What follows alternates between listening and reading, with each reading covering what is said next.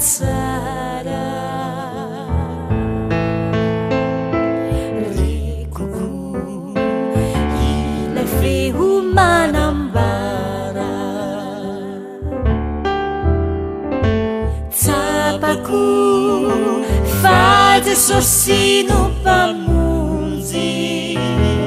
eny rany no natolony ometezamba olony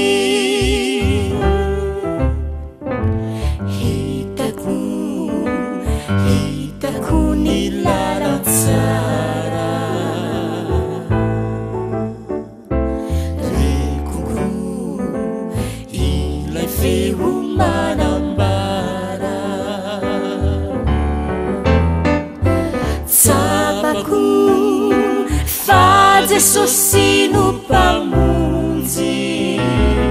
eny rany no natolony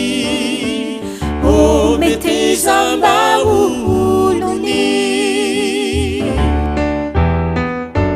tsy amidy tsy atakalo ny fitina tolotra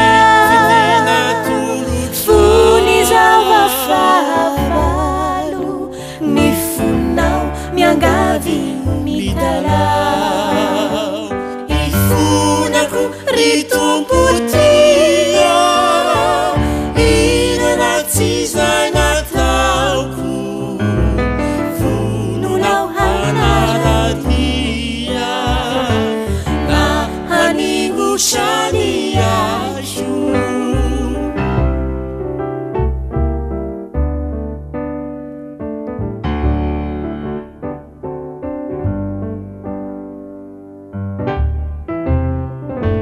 lalana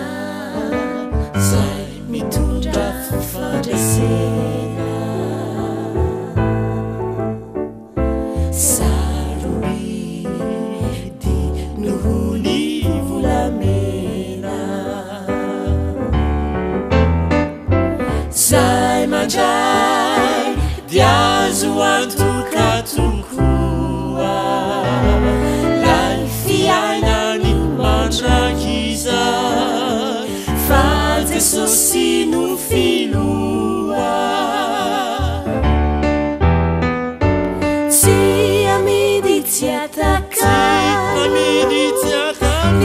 fitina tolotra fony zava fahavalo ny fonao miangavy midalao ifonako ry tompotia ino ratsy zay nataoko vononao hanaradia na haningotrany aiko tsy amidy tsy atakalo ny fitina tolotra fony zava fahavalo ny fonao miangavy midalao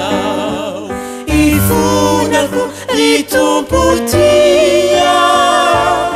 ino ratsy zay nataoko vononao hanaradia na haningotry